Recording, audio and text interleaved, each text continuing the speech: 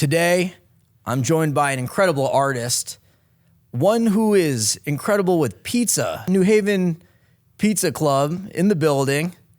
Mike Pollack. Born and bred. Yeah, man. Thanks for having me. Yeah, thanks for coming on the podcast today. We've met a couple times in passing, but we've never had like a moment to sit down and talk. And even as we're just talking on the elevator up to walking to the studio, I'm just like, oh, me and Mike think very similar. You know, and I think one thing I was talking about is like how I've felt grateful to be able to live off my art for, you know, over a decade at this point. That's something I wanted to talk to you about. You know, like how did you get into all of this? How did you become the artist that we know today? So like yourself, you know, I've been really pursuing my passion of creativity and different art forms since day one. To trace it back, I ended up making this video called Underground Imports at a high school. It was just me messing around with my buddies. They were all into car racing and modifying cars, and that was kind of a big thing sort of right before Fast and Furious came to be. And I ended up selling a whole bunch of DVDs that summer at a high school, making a bunch of money. Went off to Boston University for a semester and realized, man, I want to go back to doing what I love. Like, I'm over this school thing, you know, taking topics I'm not interested in. I just made money doing what I love, hanging out with my friends and filming stuff and editing stuff. So I started chasing that and sort of went down a rabbit hole of filmmaking, creating motorcycle action sport DVDs. Put out a couple titles over a couple of years, made a name for myself there, started getting some more commercial work in that space, and then realized I wanted to go into commercial work because the ebbs and flows of filmmaking are tough. You know, highs and lows, a lot of energy, a lot of stuff goes into making a film and getting it out there. And ultimately what you walk away with is just a movie on your portfolio. It's very hard to sell yourself as an artist when you're like, hey, watch my hour-long motorcycle stunt DVD. To showcase all my talent. And when I went into commercial space, I was able to work with different companies, create shorter things, get paid, get in and out, build up the portfolio, and things just kind of grew from there. Thank you for tuning in to the Mike Squires and Friends podcast. You can support by subscribing on YouTube or downloading on your preferred podcast platform. And definitely go do that because it helps us grow and I can have more incredible guests on the podcast. The Mike Squires and Friends podcast is proudly sponsored by DistroKid. Looking to broaden your musical horizons as an artist? Discover DistroKid. With its smooth and rewarding music distribution platform, DistroKid offers unlimited uploads while ensuring artists retain 100% of their royalties and earnings. Join the community of over 1 million artists who trust DistroKid to distribute their music across major platforms like Spotify, Apple Music, YouTube, TikTok, Tidal, and so many others. Having personally used DistroKid since 2018, I can attest to their superiority amongst distribution services. Collaborating with fellow artists has become effortless, especially with the ability to easily send splits of songs, streamlining the creative process. With the DistroKid app, accessing these benefits is now more convenient than ever. Safely sign up or log in with two-factor authentication, upload releases on the fly, monitor earnings, and withdraw funds from your DistroKid bank. Stay updated on royalties through push notifications. Effortlessly share hyperfollow links, manage account details seamlessly, and track streaming stats from Spotify and Apple. Additionally, explore Mixia for professional-grade mastering, DistroVid for music video distribution, and Instant Share for secure file sharing with collaborators, producers, and more. The DistroKid app is available on both iOS and Android. Download it today from the App Store or Google Play Store to revolutionize your music career. Visit distrokid.com/VIP/Mike Squires to get 30% off your first year membership. Now sit back, relax, and enjoy this episode of Mike Squires and Friends.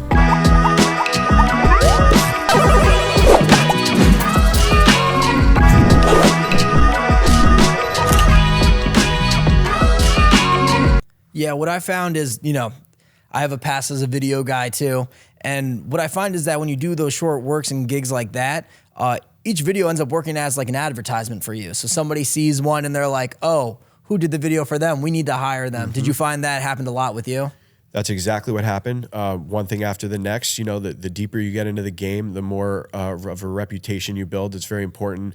It was, at least to me, to not only execute on the project, but give my clients a good experience working with me. You know, you got to bring the art and you got to bring the business. You got to bring the total package, and that's what's going to ultimately fast track your career. And that's what it's done for me. And also, sort of along the road of filmmaking, I acquired all these different creative skill sets just to kind of get rid of all the middlemen. You know, I had to start designing my box covers and my packaging, and then a client would say, hey, do you do logos? And I'd say, well, no, but I could.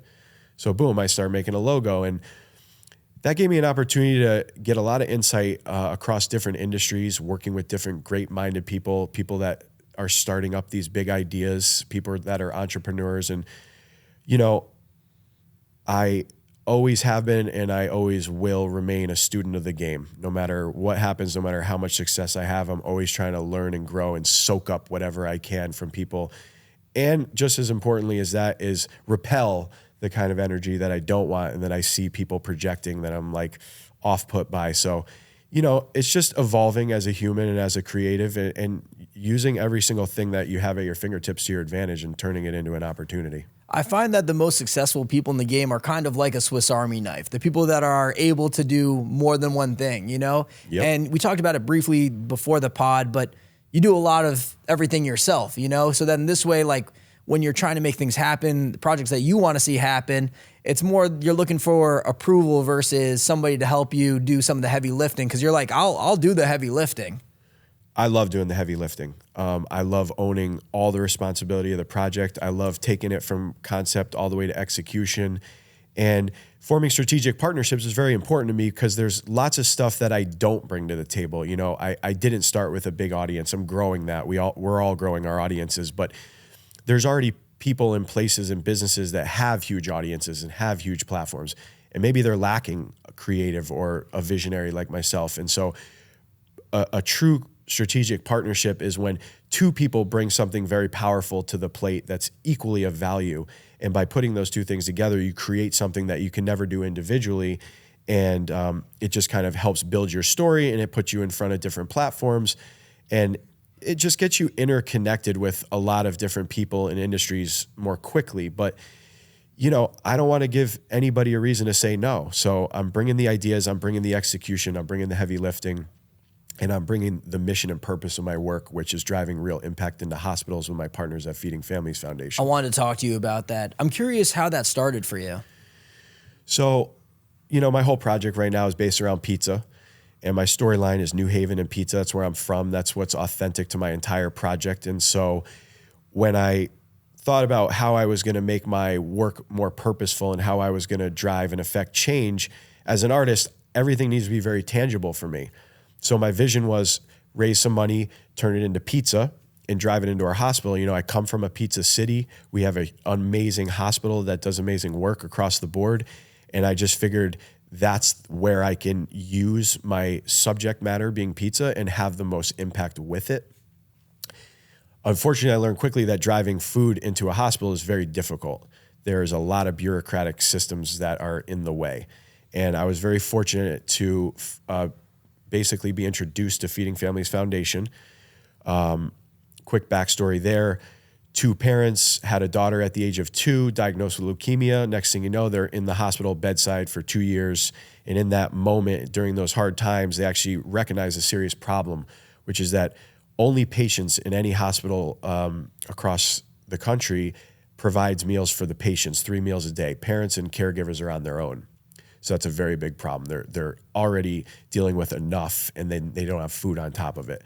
So Feeding Families established themselves during that hard, traumatic time, which for me is very inspiring. I don't like to hear people complaining when I know people that have a way rougher and they have nothing to complain about in reality. So I partner with them. They already had a system in place where they were providing hospital meals to those patients. And I said, look, I just want to add pizza to the supply chain. And the first thing we did was arrange with Billy Modern to start doing Friday night pizza deliveries for life. And from the first Friday that we rolled those pizzas in, the trajectory of that entire children's oncology department changed. You know, the nurses got fed, the parents got fed, everybody was happier. The kids light up in a time when they're not happy about anything. You know, they're locked down in these hospital beds. And so it's unbelievable to see what kind of transition can happen when just something as simple as pizza just comes through the door. And that sort of sparked, you know, a major snowball effect. Yeah, and you guys have raised over $150,000. Yeah. So that's just like the cash donations that we've gotten by using the hype and attention I'm getting across the board on my project and everyone I'm working with. I try to integrate something that goes back to the charity, creating commercial products with a lot of businesses, and all those commercial products are kicking back 10%. I'm getting the Feeding Families logo on those products and just spreading the word. we're now onto something even bigger and better, which has naturally come to fruition, which is something called an in-kind donation. So there's two things you can do to a charity. You can donate cash, or you can make an in-kind donation, which is where you give something of value, but it's not monetary necessarily. In this case, it's the food, it's the pizza, it's from local restaurants. So every time we drive in a pizza delivery, that's $500 worth of pizza. You're not giving us $500. We're not giving the money to anyone else, but we're bringing that value. And actually, the effect of the food from Modern and Olmo and Haven Hot Chicken, and the list goes on, has much more impact than what we can actually do with the cash. What we're able to do with the cash right now is fund a parent plate program in the hospital. So that's basically just a running tab. And when a parent, we have a pre-negotiated rate with Sodexo, who provides plates at the hospital. But everybody knows, you'd rather have Modern pizza than a plate of hospital food. So it also gives us now this opportunity with the in-kind donations to get our community involved and to get other restaurants to send their food into these situations. And what we've been told is that it's really a 10 or a 20x on the ROI that you're getting as a restaurant versus standard marketing practices, online ads, things like that. When you're taking your food and your brand and you're putting it into these terrible situations and you're affecting these people's lives, that's kind of the best thing you could do with your food. Yeah. Is there a story or something that you remember from one of these, donations that stood out to you? Yeah, there's one major standout. There was a little girl in the hospital. She actually somehow made it over here in some sort of refugee situation from Afghanistan. She was diagnosed with some kind of cancer, and she was on feeding tubes for a month. And they're running all kinds of tests, and they're trying to figure out what's wrong with her and why she can't hold down food. And, all of a sudden the doctors walk in one day and her parents are like, she just ate 2 slices of pizza. And they couldn't believe it. She hadn't held down anything, eaten anything, and all of a sudden she just ate 2 slices of pizza. And because of that, they were able to use the process of elimination and be like, okay, it's not this, it's not that. And then they quickly thereafter were able to diagnose her issue, which was that the chemo that she had received had essentially poisoned her gut. And that's why she couldn't hold down the food. But it was her love for pizza that pretty much helped her fight past that and recognize the problem, and then they got it fixed, and now she's doing better. And it's because of a slice of pizza. It's an incredible story. Yeah. I want to talk to you about pizza now in Connecticut because, I met you recently basically through Connecticut and pizza. That's how, and I'm sure you're meeting a lot of people through Connecticut and pizza. Yeah. What made you want to go create all this pizza art? I mean, you literally have the state Capitol Pizza Monument. It's maybe you could describe it to people. It's like this huge metal. I'll let you do it. You know what I mean? Yeah. So one part of my original collection that I unveiled was a giant 9,000 pound, 13.5 foot tall steel pizza slice sculpture. And that was just me trying to go as big as I could go and create a landmark and something that's going to outlive me and something that's going to really, truly put my city, New Haven, Connecticut, on a map.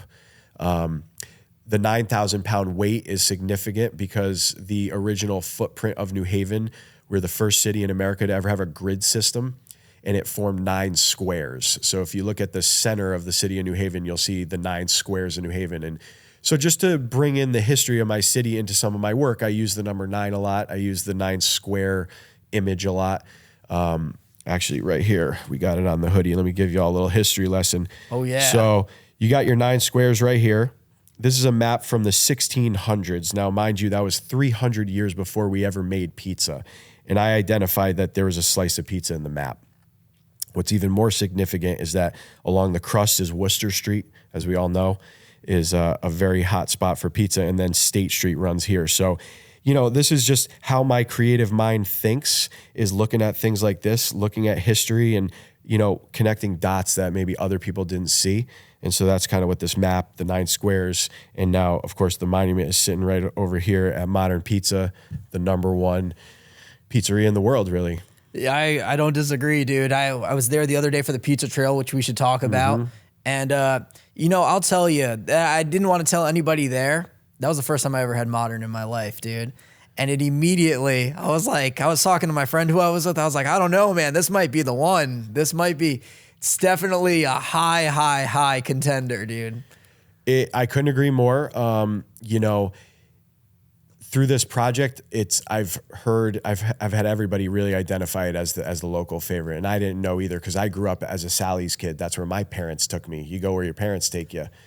But as you can imagine, through this game, I've learned a lot about pizza, and it is so much more than just the slice. There's so much more behind it. There's a story, and Billy Modern is an artist himself. The way that he runs that business and has his entire family woven into it, unbelievable people, unbelievable family, and he protects the integrity of his pizza and of his recipes and of his brand more than I've seen anybody else do in that game especially. And that's what I respect most about the guy. He's never even made a single pizza outside of his own hand-built modern ovens until recently when we took him on the New Haven Royal Pizza Float Parade. And for the first time, he experienced a New Haven parade while he was on a float with people cheering pizza, wrapped with my artwork, Gosney Pizza on board, just slanging modern pizzas all day while he rode through the pizza capital. And then we just went to One Bite for the first time. So yeah, let's talk about that. Let's go. Take us through the day. Well, what did that day look like? So One Bite for me has been sort of 3 years in the making. I went to the first one. I got Dave Portnoy a hoodie. He had just had an issue with the Washington Post trying to slander his name. So I brought him a hoodie that said, "Fuck Washington Post." And the minute I handed it to him, he tore off his One Bite hoodie. He threw it on. He wore it all day. That was a huge moment for me. And then I followed up at the second One Bite by sneaking in that 9,000-pound monument in the middle of the night, fake credentials. I've seen trucking the video, company, yeah. lots of heavy equipment. It was a big, guerrilla marketing move in terms of art. And then this year, recently, I designed a pair of sneakers called the Char Jordans, tracked Dave down at an airport, got it to him. He unboxed them. That was a big deal. And then I got a personal invite to come to One Bite and display all my work. And when you give me an inch, I take 10 miles every time. That's exactly what I did. So tell me about it. Like when you say that, what do you mean? What did you do? So, I did everything I could to make a giant splash at this event. I mean, this is what I've been working towards. I came there with the Beatsmobile, fully decked out in a 3D sort of interactive, immersive experience of my art. Had a lot of big sculptures around the truck, set up a whole bunch of cool like photo opportunities because we live in a digital world. Everybody wants a photo and a selfie. So I wanted to cater to that, cater to my surroundings. Everything's pizza themed. Everybody there loves pizza. I created a bicycle, which was basically a modern pizza themed bicycle with Dave's face on the front, a huge stack of boxes. And it was a way for us to, mobilize Modern's brand and do it in a guerrilla style fashion because, everyone there has to pay for advertising. But I'm able to sort of weasel my way into situations where I can use marketing and advertising and blend it with my art.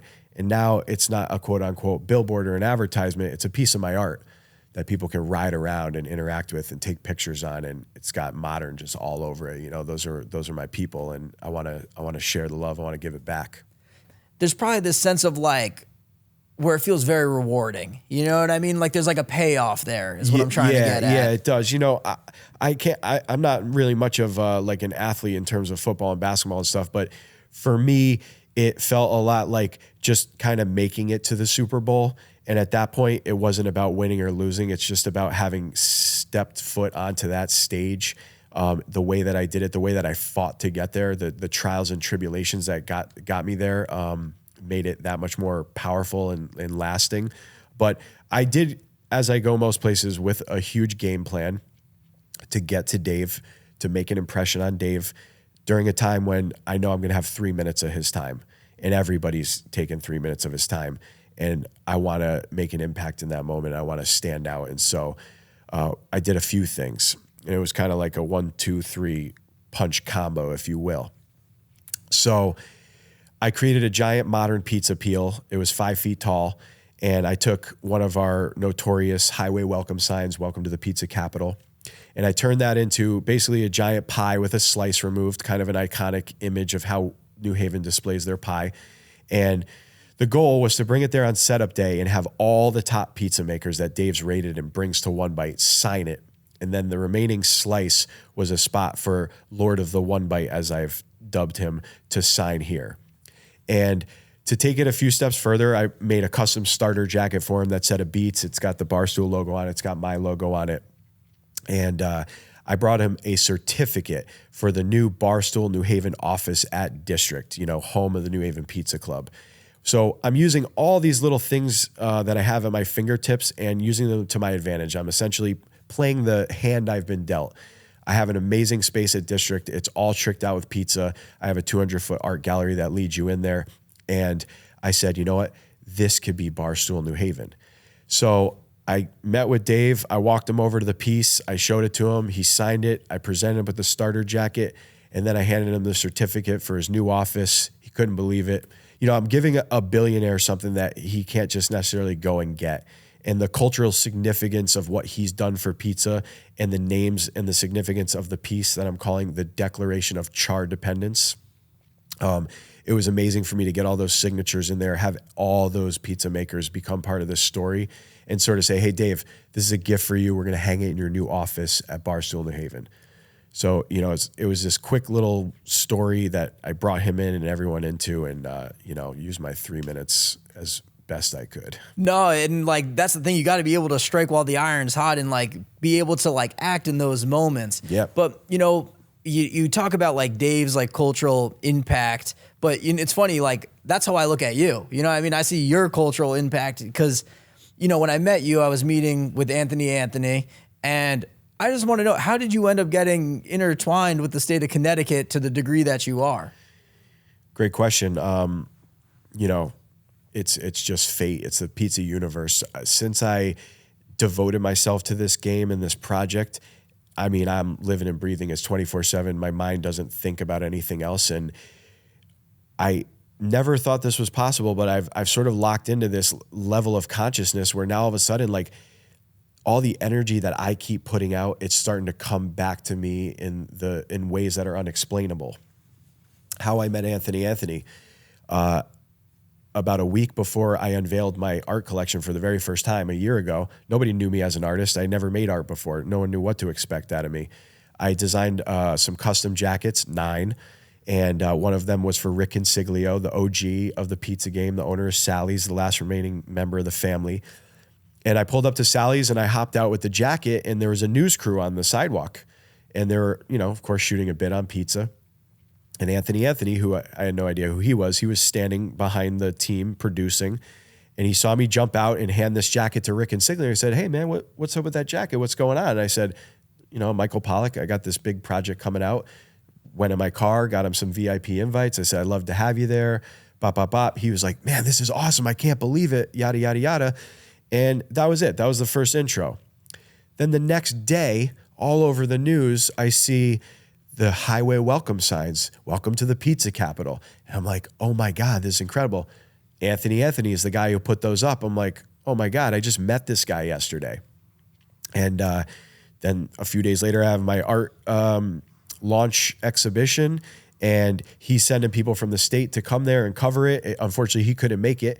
But next thing you know, he's hit me up with a big commission. He wants me to make a sculpture for the National Pizza Day press conference. And he wants me to use the highway signs. And then, of course, over the next week or two, we start getting what amounted to 9 or 10 billion earned media impressions just from those signs. Shout out to Anthony, absolute genius. Genius. He probably spent $100,000 putting those signs up, and then he probably got tens of millions of dollars in earned media impressions just by making that one move. And it's chess, not checkers. So now all of a sudden, I'm getting an art commission from the state, dream, to work with those signs, dream. And we're integrating so much more than just pizza now. We're talking about highway signs that the whole country's talking about. And now that's going to be the canvas of my artwork. So I designed the pizza state logo, which is state of Connecticut, with a pizza slice pulled out where New Haven is. The pizza capital. Love that logo so much, dude. I'm using that for all different things, but it started with that commission. Then we unveiled it at the National Pizza Day press conference, where there was 200 people from around the state, industry leaders, representatives, business owners, and they all signed it. And that was Anthony's idea. He said, why don't we have everybody sign it? I said, that's genius. Let's do it. I've always typically signed all my art with a gold marker for a signature. So we used gold markers to get everyone's signature on there. So not to take away from the color schematic of the signs and the state colors. And I got about 150 signatures on there that day, brought the piece back to my gallery after the press conference, started having all these meetings with people moving forward, bringing them in, additional signatures I wanted to get on there. Then I ended up having it notarized by the state. And then it ended up getting hung in Tweed Airport, where it will forever remain. It's incredible, dude. Yeah. I mean, it's like a lot of these stories just feel so rewarding to hear, where it's like, and then, I want to talk to you about the throne. Yeah, I got to talk to you more about this throne, because I think that actually might be the first time I saw your work. Before I knew about you, I think I might have seen one of like my influencer homies sitting in this throne. And I'm like, what the heck is this sick throne? Because, obviously I've seen everything that happened with the pizza capital sign. Yep. So, and there's multiple thrones at this point. There is. I built one. It got a lot of attention. It was very well received. And then, the commissions start coming in. So a lot of what I do is proof of concept. And that's why I became an artist, because not everyone understands your vision until you execute it.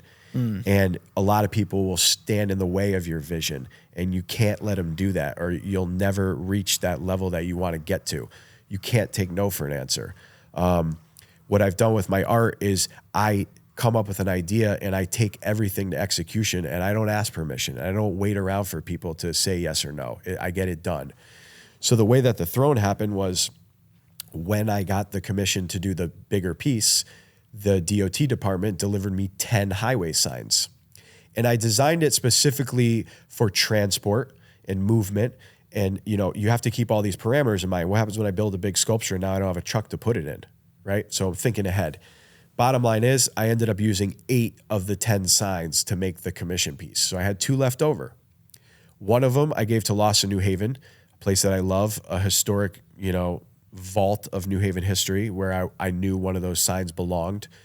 And then the second sign I had the thought of the throne for. Congresswoman Rosa DeLauro, who is a very good friend of mine and a huge supporter of mine, and our relationship has nothing to do with politics. We've never discussed politics. We discuss community impact. And having the support of a congresswoman when trying to achieve that is unbelievable. She's also the woman who proclaimed us the pizza capital on May 22nd, 2024, in front of the National Congress. We wouldn't be the pizza capital without her having done that. And so I wanted to show her some love, and I wanted to gift her a pizza throne. I'm sitting in my boy's workshop. I'm working on this big commission. I got plenty of space to do whatever I want. I run to Home Depot, buy a bunch of wood, build the throne, slap the highway signs on there, start putting stickers from all the products I've created, stickers from my supporters and my collaborators, giving it this wild paint job. And then I called up my boy, Money Wave G, who makes these awesome custom carpets. I said, dude, I need a sick carpet seat and armrest for this thing. I said, I want to collab with you. I'm like, this thing's going to go places. And that's how the Pizza Throne was born. And I unveiled that as well on National Pizza Day. Everyone got to sit in it, take pictures of it. I got to present it to Rosa for the first time. And now it's actually appeared and been transported to a lot of different places. And, something I learned from Banksy is how much value there is in timing and cultural relevance and placement of the art. That actually helps build the value. So whatever you say the throne is worth or was worth has now significantly increased by the places it's been, the appearances it's made, the people who have taken pictures in it, the people who have put, signatures on it and things like that. And it will continue to go, move forward and progress and elevate. It's interesting because sometimes I don't think of things like that, but that's the truth of the matter, where it's like, and I think timing is a big factor in a lot of things. But, I want to talk to you a little bit about,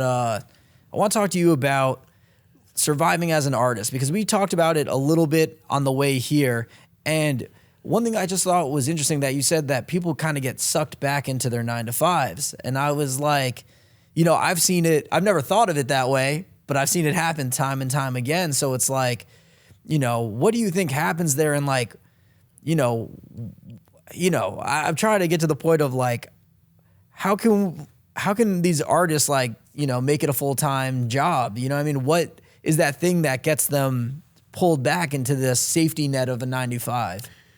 So the two things that I could suggest that have significantly helped me are, first and foremost, you want to surround yourself with people that you look up to, people that are going to elevate you. I know everybody talks about it. there's a lot of things that people just talk about constantly, but nobody takes serious. People need to start listening more. People need to start taking the advice that they get. There's something called an ask hole. It's a play on asshole. Someone who asks for your help, asks for your advice, but then doesn't take it. That's not going to get you anywhere. You got to surround yourself with people who are doing things, who are executing things, and who are going to force you and motivate you to elevate your strategy and your game. But one thing I could say to artists is you got to focus on the areas that are not your strong points. Most artists are incredibly talented in their own way, but just that alone is never going to get you anywhere.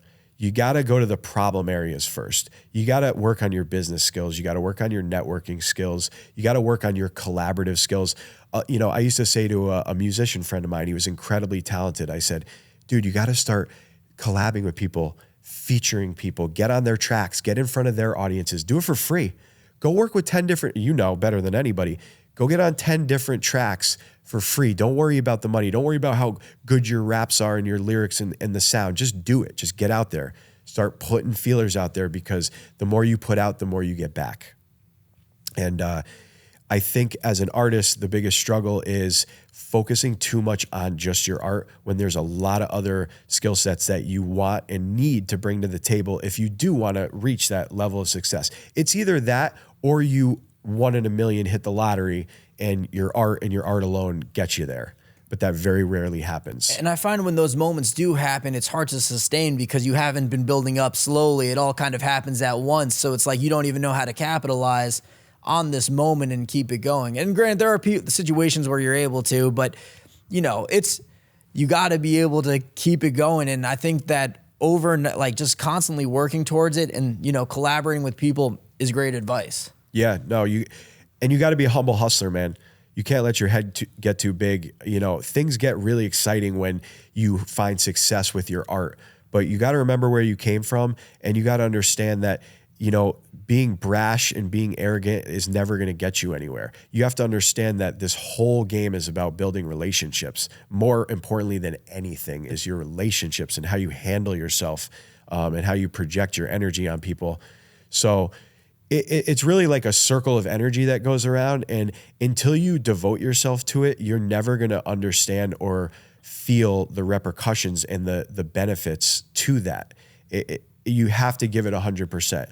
If you got one little, there's sayings like one bad apple soils the bunch. You're only as strong as your weakest link. These things are very, very true. You could have, everything could be going your way, but you could have one little ounce of negative energy around you that you're just kind of like, you know what? I grew up with him. I knew him for 20 years. He means well. Stop making excuses for people. Get your shit locked down 100%. Get your game tightened up, and you will see that the moment you do that, things will start happening that you never expected. Oh yeah, when you're surrounded by winners, you're going to end up winning way more. Yep. Yeah, I feel it 100% because, and it's hard, like these are people that you grew up with, you love, and it's like, but at a certain point you can only tolerate so much, you know what I mean? Yeah. And like, I think there are friends in my past I've had to like check and just, I'll be like, do you realize that everything you say is kind of negative, man? Like, I'm not trying to be a hater, but like, things are not as bad as you're making it seem. And like, you want to make these changes, go ahead and go do it. Like, do something about it. Don't just sit around and complain, And listen, it may get a little uncomfortable, but you need to get comfortable being uncomfortable. We now live in a society, everyone's getting real soft. Everyone's complaining about absolutely everything. And I have the exact opposite perspective on life. I look at everything as an opportunity. I look at every loss as a win, as a learning experience. Like, nothing's tearing me down. Nothing's bringing me back. I'm in control of this. It's a mindset. I don't care what anyone tells me. Like, you're not getting me off of my game. And that empowers me to complete more of my visions, chase more of my dreams, and ultimately execute on them. This society is not built for artists. It's not built for entrepreneurs. We're not teaching kids in school to, have that mindset and create their own businesses and to work for everything that they get. We're teaching them to just fall in line, get a job, climb the ladder, get a better job, get a house, get this, get that. I'm very fortunate that I have never been blinded by all that. And I think the unfortunate thing is some people that are, it's very hard for them to then reverse it. You know, all of a sudden you're 30, you committed to a job, you got the time in there, you've always had this big dream, but to make that big dream happen, you're going to have to take risks. You're going to have to get uncomfortable. You're going to have to start digging and muscling and, you know, fighting and grinding. And that's what it takes. And everyone will tell you who has success with their own entrepreneurial business, like that's what they did. Or, you know, they hit the lottery. Either one, it's all good. But I love knowing how hard I've fought to get where I am. And that has made me stronger in every single situation. It makes it so much more rewarding when you've worked for things. That's how I feel about it personally. You know, can you talk about like a struggle or something that you had to overcome in your career? You know, I had an opportunity to come on to a startup in LA for 9 months. That was a whole different type of experience for me after being an independent contractor for a long time. And it put me in a world that I was very much ready for. And it was such a good learning experience. Didn't end up working out, but what I was able to learn and take away from working with these brilliant people, these top line thinkers, it gave me a whole new perspective on things. But what I learned in those situations is that sometimes the most brilliant people in the world maybe aren't meant to run a company. Like me, for example, I don't want to run a company. I'm running myself and all these individual projects, but it's very challenging when you're working with someone when the delegation doesn't happen and when they put you in a position to win, but then they don't let you win. And I understand it because if you're starting a company and you raise the money and it's your baby, you want to control everything. But I think the people who have the most success are the ones who can hand off a little bit of that control. Delegation and relying on people to do stuff. Like if I bring you in to produce the music, it's because I respect how you produce and I'm not going to tell you how to produce. And that energy that I received and learned from out there by essentially getting bottlenecked and sort of halted in certain points where I saw the clear solution was right there, but I wasn't allowed to act on it. It was very frustrating. And so now I'm in a position where no one can stop me from executing what I want to do. But I'm also not trying to let that build my ego up because when I collaborate with artists, I respect the artist and I know what it's like to be an artist. So it's like, I want you to run free with what you do. I want that to project through what I'm having you do or what we're doing together. And I want you to let me do what I do. And I think creating that, allowing that synergy to happen is what it really takes. And what I learned from, you know, the things out in LA is, you know, watching these brilliant people either succeed or fail in certain ways and learning from that to use to my own advantage. Yeah, and I think, you know, when you find that synergy, that's where you're going to find the most success. You know, it's a well-oiled machine, as my dad would say. Yep. But I'm gonna start pulling this to the end zone. I got 2 more questions for you. Let's go. What's the best advice that you've ever been given? Ooh, that's a good one. The best advice. So shout out to my Gramps. He said to me, one of the hardest things in life is to do what you say you're going to do. And it sounds simple, but man, it is not easy. And I didn't do it for a long time. And now it's in the back of my head every single day. And I make sure that when I say I'm going to do something, I do it. Yeah, and I think that is great advice because it can, as simple as it is, it can be scary to do the thing that you're going to say you're going to do. And also, when you don't do it, that's your reputation. You know, it's like, then it's like, oh, he's a talker. He doesn't do things. Where, you know, me personally, I will not even say something. I won't even put it out into the universe unless I know that I'm able to get it done. Yep. You know, and if I'm not sure how to get it done, I know that I'll figure it out. Yeah, man, you got to do your homework. You know, you can't go in there blind. We have all the information. We have more information at our fingertips than anyone ever has in the history of Earth. To not use that to your advantage, to shrug your shoulder to things like ChatGPT and this, that, and the other, you're just being stupid. You're being ignorant. Like, these things are tools. And the more tools that you have, the faster you can move, the quicker you can act, and the more expansive that you can get. That's why I have had success and why I'm sitting in this chair right now is because I've executed on so much in 1 year. My gallery, my portfolio, the clubhouse, and all of these projects and commissions and et cetera, events that I've put on, fundraisers, it's all happened in 1 year because I'm taking the power, I'm taking the control, I'm taking the responsibility, and I'm executing. That was Over and one thing over. I noticed while I was going through your Instagram, kind of doing research for this. I was like, 2024, 2025, 24, 25, 24. I was like, dude, this just all happened. You know what I mean? So like, I commend you for everything that you've done in this last year, because you guys should go check out Mike's page, but you're doing a lot, dude. I'm like even surprised you got to listen. He's here today on his birthday, everybody. We haven't even mentioned that, dude. So I really appreciate you, taking the time, not only in your busy schedule, but on your birthday to come hang with me and do this podcast. I do have one more question, though. What's your message to the world? I ask it to all my guests. If you wanted to be remembered for one thing, what would it be? I want to inspire people to give back. That's been the root of all of my success. I knew it from the beginning. It's not only does it feel good, but it creates a form of energy that can't be explained. It makes people want to help you more. It makes people want to be a part of what you're doing. And to take something that you already know and love, whether it's your art or your food or anything in between, and use that as a tool to affect change in this world is the most powerful thing you can do. It's something that money can't buy. There's lots of people raising money for all different causes.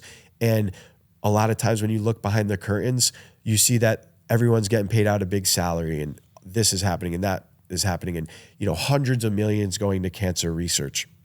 What's coming from that? A lot of people got jobs. A lot of people are coming up with new treatments, new expensive medications to treat. We're not curing, we're treating.